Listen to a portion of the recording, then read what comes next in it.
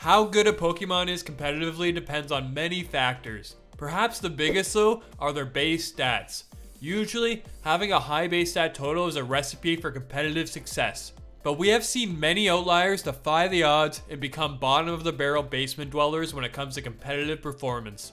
Today we are going over more of the worst Pokemon with a high base stat total, with the cutoff once again being 550 BST. Not only that, but I'm going to fit all these mons into my very own featured Pokedoku. If you've been living under a rock and don't know what this is, it's a daily Pokemon puzzle where you try to fill in the squares to match the categories as they line up. So if I was fitting in mons from part 1, I could add Mega Glalie into this square as it is an ice type that learns Earthquake. But I couldn't also add it into the next square for Monotype and Ice since I already used it. The MattBud Pokedoku is available to play today if you are watching on day 1. It will also be available in the Archard puzzles for the next 2 weeks. Thanks to Pokedoku for asking me to create today's puzzle. I made sure every square has a lot of options, so try to get the most unique score and tweet and tag me your answers. The first mon we're going to cover is Mesprit. This Lake Guardian fits right in the middle of our puzzle as a Monotype legendary and is a disappointing middle child of this trio. The main curse of Mesprit is the stat distribution. It has a very good 580 base stat total, but doesn't have any stats that stand out as good. It has okay offenses, okay defenses, and an okay speed. And with so many Pokemon existing nowadays, okay just doesn't cut it competitively. Its counterparts Uxie and Azelf are at least built in a manner that tells you which role they want to fill. If you want a bulky support that can set up hazards, you may choose Uxie. If you want a fast, heavy hitter, you would choose Azelf. It doesn't help Mesprit's case that they are both much faster, which makes them much more valuable role fillers. Mesprit unfortunately has been in the lower Smogon tiers for a long time now. And while it is very versatile, being able to run plenty of different sets, this really only works due to the low power level these tiers generally have.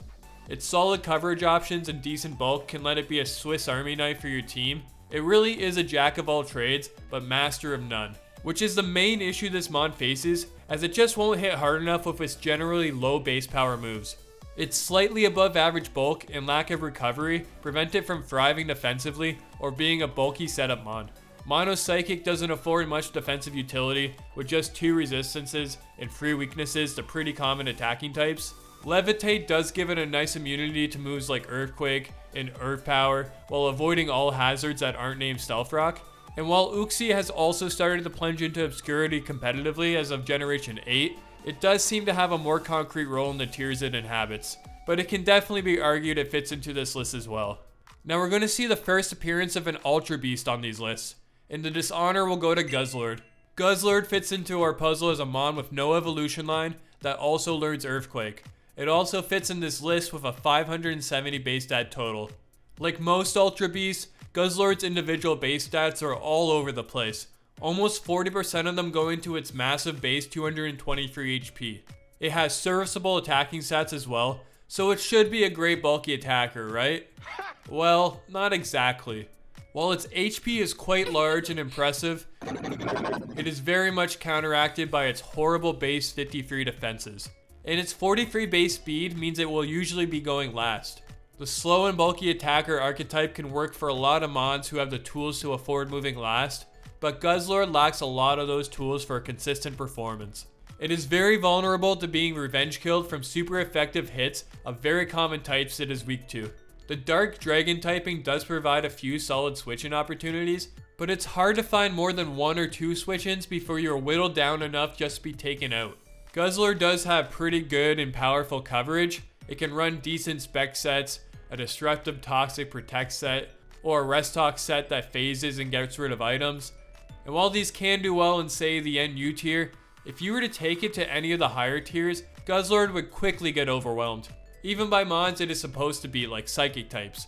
Plenty of them are bulky enough to take the boosted knockoff and set up against Guzzlord, or use it as setup fodder if going against a Restock set. Common fighting types feast on Guzzlord in an ironic twist of events, and fairies are almost always a guaranteed answer as they shut down Guzzlord's dual stab and destroy it with any quad effective fairy type move. Sharing the beast boost ability with every Ultra Beast, Guzzlord will have to secure a KO via an attack to receive a +1 to its highest stat. And for a slower mon, this type of ability is a lot harder to snowball and make effective use out of. Mons like Buzzwole, Theramosa, and Naganadel can become stronger and stronger with Beast Boost and sweep teams as they are either fast enough to Scarf or naturally outspeed entire teams. Almost all teams will naturally have at least one Pokemon that can revenge kill Guzzlord if it manages to secure a Beast Boost, which even if it does, its attacking stats aren't that impressive where a +1 boost will start guaranteeing OHKOs. So even if it can tank a strong hit, there's a good chance it won't be able to one-shot back. This mon could do a lot better if given a more fitting ability. Let me know if you'd want to see a video where I give the Ultra Beast secondary abilities that fit thematically.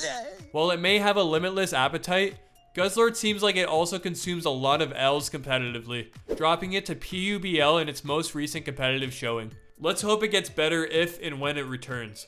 We're going to take a step back to Generation 1 here. This is going to be our first ice type of the list in Articuno.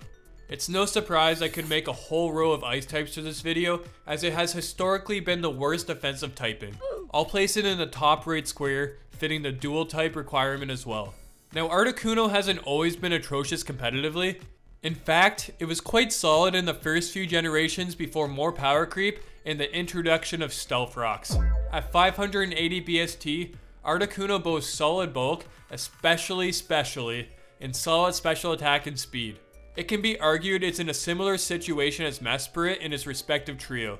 Although the Cantonian birds are a lot more nuanced than the Lake Guardians when it comes to gameplay aspects, Articuno seems to have gotten the short end of the stick in its trio. It has the worst defensive typing by far, as it has the most weaknesses and least resistances. It has the lowest speed stat and trades having an immaculate special attack stat for having great special bulk. I feel like this was more of an unfortunate circumstance of Gen 2 splitting the special stat into 2 stats. But it's just a cruel irony they chose the ice type bird to have the more defensive stat spread. It also has arguably the worst hidden ability with Snow Cloak.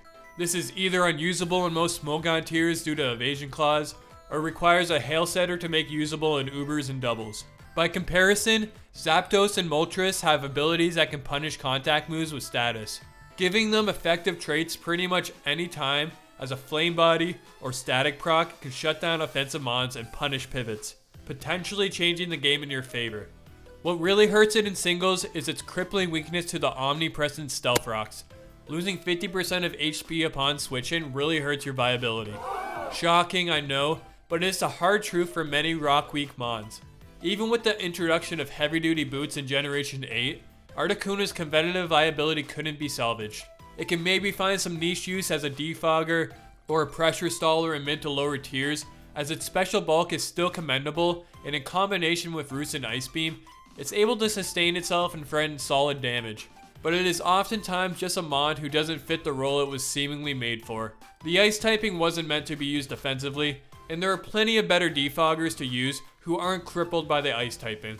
When you think of successful ice types, they are either offensive powerhouses or maybe have some type or ability synergy that lets them be viable. No doubt Ice Stab is great offensively, you just need to overcome all the negatives.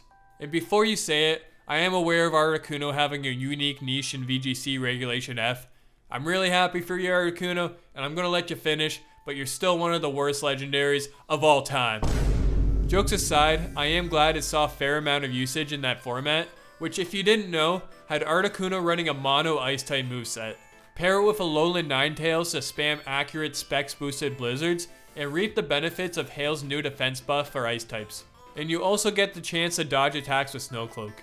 You would have Ice Beam for non-spread damage if you wanted a stronger solo hit, Freeze Dry covers water types, and Sheer Cold is a Hail Mary option to cheese out an OHKO in an otherwise unwinnable scenario.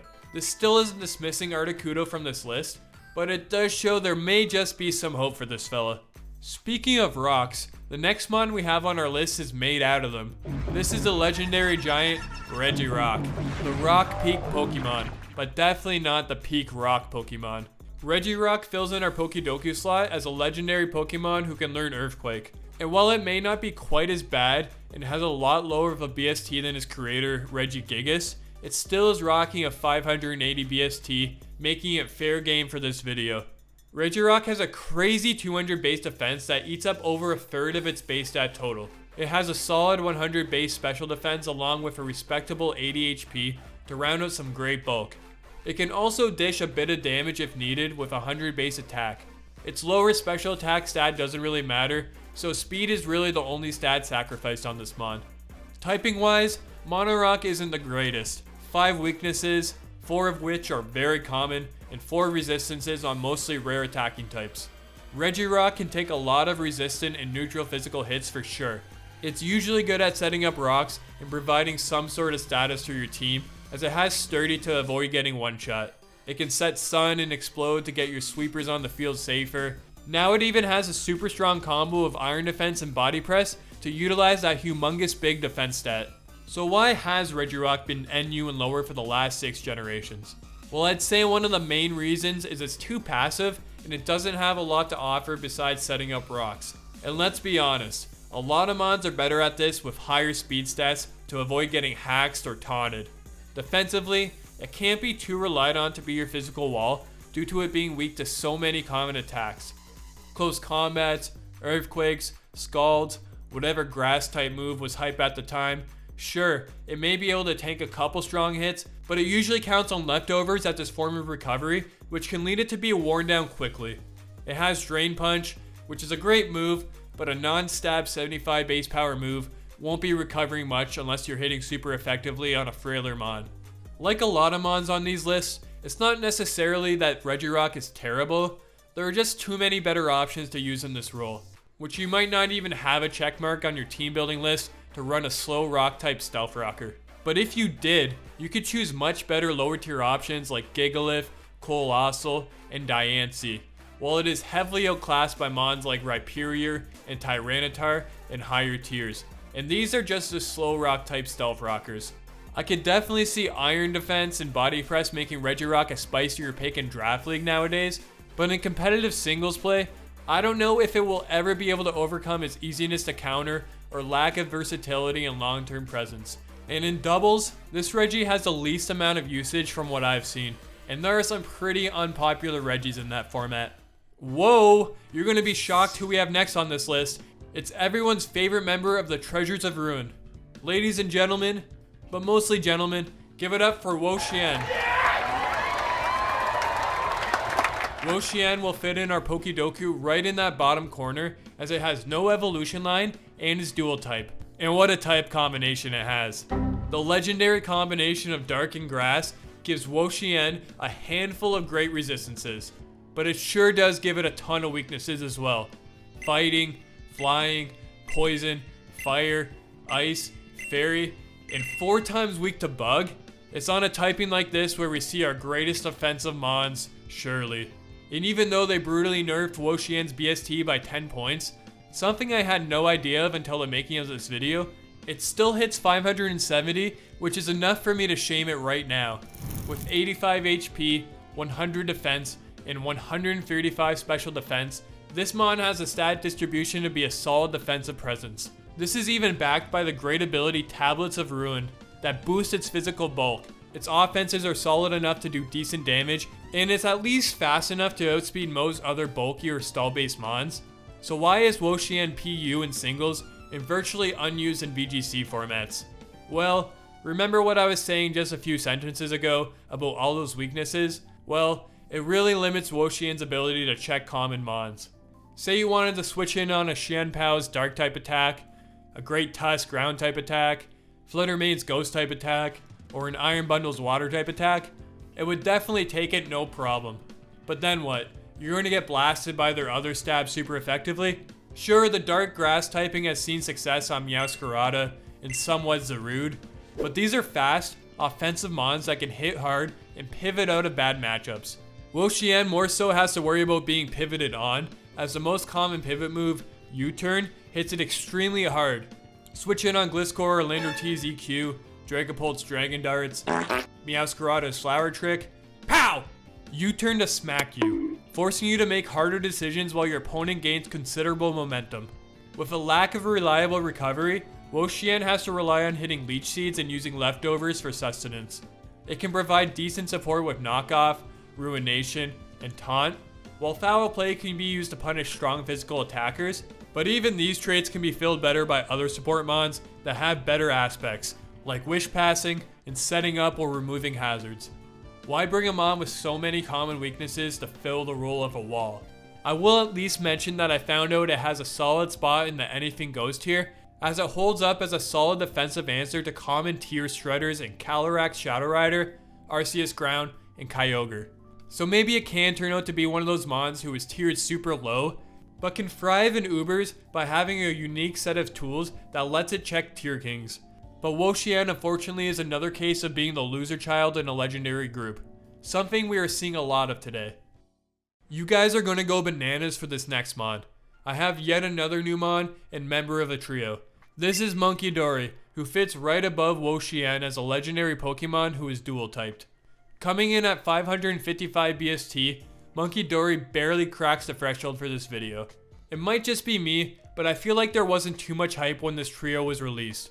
It was cool to finally get some poison type legendaries, but I just wish they were a little bit more memorable and better competitively.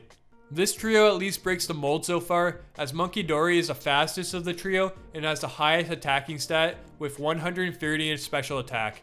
If anything, I would have thought Pheasantipity would be the worst of the trio with a very underwhelming stat spread. But when it comes to Smogon tiering and VGC usage, Munkidori is the worst performer out of the three. This Poison Psychic Monkey is currently sitting in the NU tier, where it acts as sort of an offensive pivot whose goal is to spread poison with the trio's signature ability, Toxic Chain. A good trait this mon does have is the ability to potentially badly poison with the moves U-Turn and Fake Out. If it stays in and attacks with any other move, it's going to want to pick up the KO, because even though it doesn't have horrendous bulk, it is pretty frail on the physical side and will usually not be able to tank more than one decent neutral hit.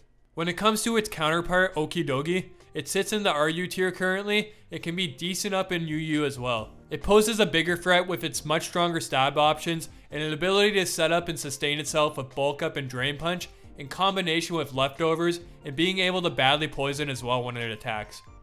In doubles play, Okidogi, or Okidogi maybe since it seems to be a dog, seems to be the only one of the three that sees any real use, as Munkidori's 130 special attack can hold up as formidable, but it just doesn't have the super strong stab attacks that can nab one-shots. Also, Psychic and Poison aren't the greatest offensive types, and having the risky Focus Blast as your only option against steals is sketchy at best. If this mon is able to get off an attack, it will likely be picked off that same turn. Sure, it can use Fake Out and pivot with U-Turn there, but so can many other better mons. Its Toxic Chain isn't as effective in doubles either, as the game's shorter length makes poison damage less significant. Still, I was surprised to see this mon drop as low as NU in its debut gen, as it is quite fast and strong. I guess that's just Gen 9 power creep for you. Now I have a couple more ice types left for you that I'm going to split up, and the next one we have seems to serve a greater purpose. This is of course the wild horse Glastrier. Being a mono ice type, Glastrier will fit right above the middle square as we are completing our puzzle of some of the most disappointing mons. Obviously, Calyrex Ice Rider is one of the most threatening mons in singles and doubles, but base Glastrier lacks a lot of what makes it incredible when it isn't being mounted by an even worse mon competitively that misses out on being on this list with its low BST. At 580 BST, Glastrier appears to be Calyrex Ice Rider light version. It has 20 points less in every stat except HP. It doesn't add the Psychic type, which might actually be a pro, but more importantly, loses almost all the moves that make its fuse form so amazing. With a pitiful 30 base speed, we see a mon with the worst mono defensive type in the game struggle hard. It doesn't have Trick Room to put the speed control in its favor, Leech Seed for some recovery, and even worse, it doesn't have the amazingly powerful Glacial Lance to spam. This is one of the best attacks in the game, hitting at 120 base power with no drawbacks like most moves this strong have. Instead, we have Icicle Crash, a decent move at 85 base power, but at 90% accuracy, and Glastrier rarely being able to make use of its 30% flinch chance, it just feels like the horse got cheated. It still has really great bulk, so it could set up Swords Dance and take a few KOs, right? Well, maybe in the perfect circumstances, but with one resist to itself and a bunch of weaknesses, including Stealth Rocks and common fighting type moves, you aren't getting too many attacks off without heavy support. This makes its Chilling Neigh a lot less threatening than say its counterpart Spectrier's Grim Neigh. It has way less snowball potential making it similar to Guzzlord, who we covered earlier. With Glacial Lance, Glastrier can maybe make a name for itself on mid-tier Trick Room teams as a reliably strong physical ice-type wall breaker. It wouldn't have to worry about missing its main stab move, and the extra power would definitely turn a lot of hits into OHKOs or 2-shots. As far as the rest of the moves, Close Combat is the main coverage move of choice, which also makes Glastrier easier to revenge kill or force out. We round out with moves like High Horsepower and Heavy Slam, being options of throwing a lot of types that can hit ice hard. But it just isn't Glastrier's destiny to be great. It sits even lower than most of the mons in this video, being a ZU warrior. And without a moveset buff, or the ice type gaining better defensive properties, I don't think the stallion is getting out of the ZU stable anytime soon. Moving on to the second last mon, and before we get to it, I just want to remind you to see if you've subscribed to the channel, and if you aren't, what are you waiting for? You're gonna end up as sad as the mons in this video if you don't, because I have some absolute bangers planned for the next couple of months. We're going to fill this monotype no evolution line spot next, and I'll give you a few seconds to guess who fits here. I'll give you a hint. It shares a type with this guy, and it does have an alternate form, but not through evolution.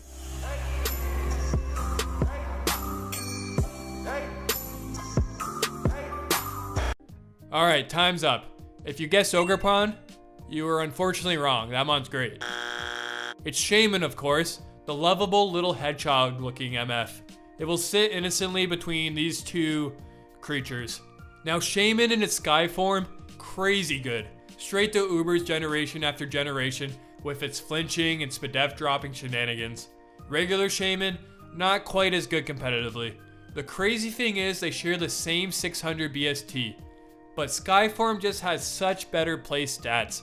As a mythical Pokemon, Shaymin has a not uncommon stat spread of 100 in each stat, which can be great as seen on mons like Victini and Mew, but Shaymin recently has unfortunately finally fell to power creep.